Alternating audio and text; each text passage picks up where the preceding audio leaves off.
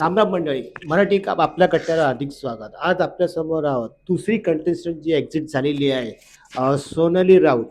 नमस्कार सोनाली राऊत, आज तुम्हाला कसं वाटतं? आज तुम्ही बाहेर आलेले आहेत, तर तुमची पहिली रिॲक्शन काय होती? आय थिंक पहिली रिॲक्शन माझी हीच होती की मी घराबाहेर आलाय आणि रिॲक्शन हे होतं की डॉक्टर कुठे आहे. ह्या 20 दिवसामध्ये हा. तुमचं असं कोणाशी चांगलं जुळलंय आणि कोणाशी वाकडं झालंय असं? चांगलं तर माझी आय थिंक सगळ्यांबरोबरच माझा चांगला रॅपो आहे आणि मी सर्वांबरोबर खूप चांगलं कनेक्शन केलं. वाकडं माझं कोणाबरोबरच नाही आहे, पण लोकांनी ट्राय केलं माझ्याबरोबर वाकडं राहायला आणि जे तुम्ही देतात ते तुम्हाला पुन्हा तेच भेटते. तर हां, 1-2 जणांबरोबर झालंय. म्हणजे त्यांना माझ्यावर हे आहे राग, पण मला नाही आहे त्यांच्यावर. तुम्ही एक अभिनेत्री आहे हो, आणि परत तुम्ही मॉडेल पण आहे. हो. जेव्हा बिग बॉसच्या मराठी ह्याच्यामध्ये तुम्ही गेलात, तेव्हा तुमचं काय एकदम प्रतिक्रिया म्हणजे एकदम तुमचा काय एकदम अनुभव आला, की तुम्ही याच्यामध्ये तुम्ही जाऊन पुढे काय करणार? आणि तुमची पहिली रिॲक्शन काय होती जेव्हा तुम्ही पहिला पाय ठेवला तिथे घरामध्ये? जेव्हा मी मराठी बिग बॉसच्या सेटवर पाय ठेवला, तेव्हा मी अशी होती, "अरे वाह! पुन्हा हा सफर सुरू झाला." आणि मी एक्सायटेड होती, की आता खूप नवीन-नवीन लोकांना भेटणार आणि मी भेटली पण आणि सर्व खूप चांगले आहे. खूप टॅलेंटेड आहे. खूप हंबल बॅकग्राऊंडवरनं येतात. खूप जमिनीवर जुडलेली लोकं आहेत आणि त्यांचे इमोशन्स, त्यांचे जे इमोशन्स आहेत ते खूप खरे आहेत. तर ते मला असं वाटलं, की चांगलं वाटलं. सगळ्यात जास्त स्ट्रॉंग जो कंटेस्टंट ह्यामध्ये आहे, तो तुम्हाला कोण वाटतो? आय थिंक स्ट्राँग तर खूप जण आहेत. मुलं-मुली दोघेही स्ट्राँग आहेत. इनफॅक्ट मला तर मुली स्ट्राँग वाटतात मुलांपेक्षा. तरी म्हणजे तरी कोण? एकदम मला मुली स्ट्राँग वाटतात. मुलं थोडी तरी मागे आहे, पण मुली एकदम फोरफ्रंटवर आहे. काय असेल तर धाड एकदम धाड, धाड, धाड, धाड, धाड, धाड सुरू करतात. तर स्ट्राँगमध्ये मला विशाल स्ट्राँग वाटतो, राकेश येईल. मग दिव्या स्ट्राँग आहे. आणखीन कोण करण खूप चांगला आहे. सागर खूप चांगला गेम खेळत आहे. प्रभू खूप सॉलिड आहे. तर हे मला खूप स्ट्राँग कंटेस्टंट वाटतात. हो, मला हे सगळे स्ट्राँग वाटतात आणि खूप लवकर आहे की हे सांगायला की कोण स्ट्राँग आहे, कोण वीक आहे, कोण जाणार बाहेर, कोण टॉप 5 आहे आणि कोण विनर होईल. पण एकंदर लास्ट 2 दिवसात बघितलं तर तन्वीचं तुमचं एक मोठं भांडण झालं होतं. ते पॉइंट होतं. काय ॲक्चुअली तुमच्यावरती एवढा त्याचा राग का? मला तुमच्या त्याच्यावर हां, राग का तुमच्या तिच्यावर दोघांचं गावात संभाषण झालं होतं. मला तिच्यावर राग का? हां. मला त्याच्यावर राग नव्हता. ॲक्चुअली बिग तो एक बॉसनी प्रकारचा टास्क होता तो एक प्रकारे. हां, तो एक टास्क होता आणि मी अशी होती की मला तन्वी बरोबर यायचं नाहीये आणि मला माहित नाही बिग बॉसच्या मनात कसं आलं की मला तन्वीच्या समोर टाकलं. मला तन्वीचं ती खूप ओरडते, ते मला बरोबर आहे. आवडत नाही आणि तिचा सूर आहे ना एकदम लास्ट ह्याच्यावर नोटवर हिट करतो.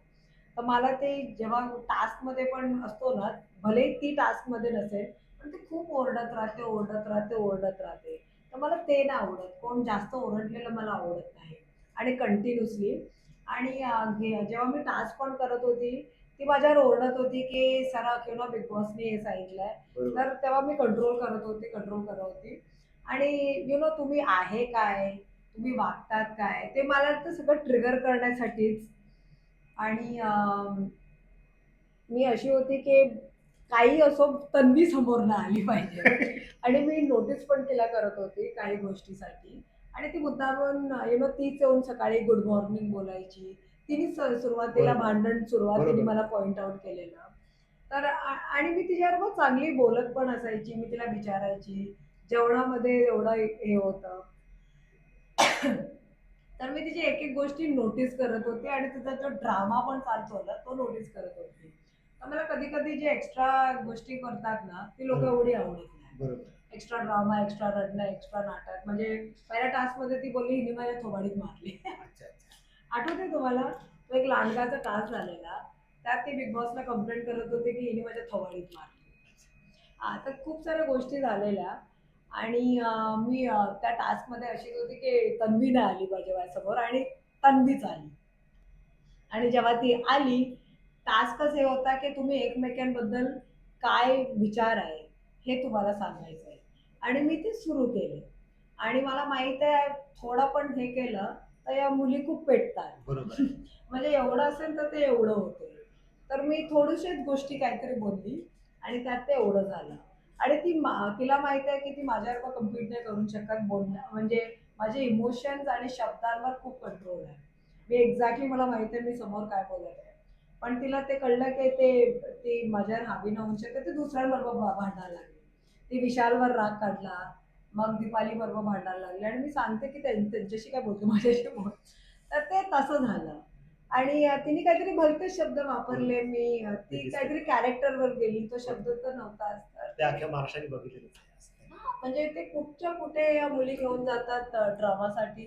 तर ते मला एक्स्ट्रा ड्रामा आवडत नाही आणि जर माझ्या समोर असेल तर मग मी एक्सपोजच करते. Yes. पण आता एकंदर तुम्ही एक निगेटिव्ह मध्ये सांगितली, तर पॉझिटिव्ह मध्ये शांत मनाचा कोण आहे त्याच्यामध्ये थोडंसं तुमचं हे आहे. शांत मनाचा म्हणजे तर तुमची बॉन्डिंग चांगली झालेली आहे. आय थिंक मला करण आवडतो. मला त्याचा गेम पण आवडतो. तो सकाळी जाऊन स्विमिंग पूलमध्ये उडी मारतो. मग काहीतरी फनी फनी गोष्टी तिचे करतो गुण काय त्याचे. होते ते खेळ झाले तर गुण काय होते म्हणजे तुमच्या म्हणजे बोलण्याच्या हे तो बाबतीत. फनी आहे. Yes. फनी आहे, एंटरटेनिंग आहे आणि तो अॅनलाइज करतो आणि तो डिकोड करतो आणि तो सांगतो तू अशी आहे, तू तशी आहे. तर तरी मला एक गोष्ट सांगितलेली शोमध्ये की मी पहिल्यांदा तुझ्यासारखी एक मुलगी बघत आहे, जी घरात, म्हणजे जर कधी मला तुझ्यासारखी मुलगी भेटली आणि जर माझं लग्न झालं, तर तुझ्यासारखी मुलगी ती इतकी कूल असणार. वा. ती आईला सांगणार, ती मला सांगणार की मला तुझ्या आईशी मी बोर झालाय, मी 2 दिवसासाठी घरी जाते आणि मी पुन्हा येईन. आणि त्यांनी सांगितलं जर मी हे घरी सांगेन माझ्या आईला, आईला तर धक्काच बसेल. म्हणे तो बोलला की मी अशा अनकम्फर्टेबल सिच्युएशन मध्ये असेन की आईला काय सांगू, रिलेटिव्हला काय सांगू की ही पोरगी अशी का. तर तो हे सांगत होता की कल्चर खूप वेगळं आहे आणि हे जे चिल आणि कूल झोन आहे हा आहे, तर हे आमच्यासाठी नवीन आहे. चांगली तर तो गोष्ट. आणि त्यांनी मला टास्क मध्ये पण नोटीस केलेलं, जे मी बॉल फेकण्याचा होता, तो बोलला तू एकदम इमोशनलेस, म्हणजे इमोशनच नव्हते, तू अशी होती की तू फक्त सरळ टार्गेटच ठेवलेला. तर त्यांनी मला सांगितलेलं की डीसी कॅरेक्टर मध्ये जो जोकरचं कॅरेक्टर आहे ना, त्याची जी गर्लफ्रेंड आहे ना ती एक्झॅक्टली तुझ्या म्हणजे वा. तू तिच्यासारखी आहे, हार्ली क्वीन सारखी, जी एकदम स्ट्रेट फॉरवर्ड आणि घाबरत नाही. पण एकंदरीत असं बघणं की तुमचं ते एलिमिनेशन तुमचं एक्झिट होणं हे तुम्हाला अपेक्षित होतं का? कारण की तुमचं एवढं फॅन क्लब असून सुद्धा आणि प्लस तुम्ही याच्या हिंदी बिग बॉस मध्ये पण तुम्ही थोडंसं हे केलेलं आहे. तर तुम्हाला असं अपेक्षित होतं का? का तुम्ही कुठे चुकलात का? का कुठे तुम्ही माघार घेतली का काय कसं असतं? ऍक्च्युली काय झालं, मला इन्फेक्शन झालं. अच्छा. तर मी बिग बॉसला रिक्वेस्टच केलेलं की प्लीज मला बाहेर काढा. मला ट्रीटमेंटसाठी डॉक्टर आतमध्ये आलेले, पण ती ट्रीटमेंट होत नव्हती अच्छा, बरोबर. अच्छा. तर मला हे इन्फेक्शन झाल्यामुळे ते अख्खं स्प्रेड होते अंगावर, तुम्ही बघू न शकता हे अख्खं ठीक आहे. झालंय. तर ते म्हणून मला ते मी रिक्वेस्ट केलेली की मला घराबाहेर द्या.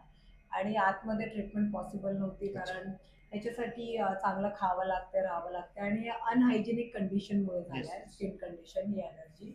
मग बाहेर यायचं होतं आणि मी एक्सपेक्ट केलेलं की मलाच बाहेर काढणार आणि मी सांगितलेलं की मीच बॉटममध्ये, म्हणून मी माझंच नाव घेतलेलं जेव्हा विचारलेलं की तुम्हाला कोण वाटतंय कोण जाणार आहे, मी माझं नाव घेतलेलं कारण मला ट्रीटमेंट पाहिजे होती. बरोबर.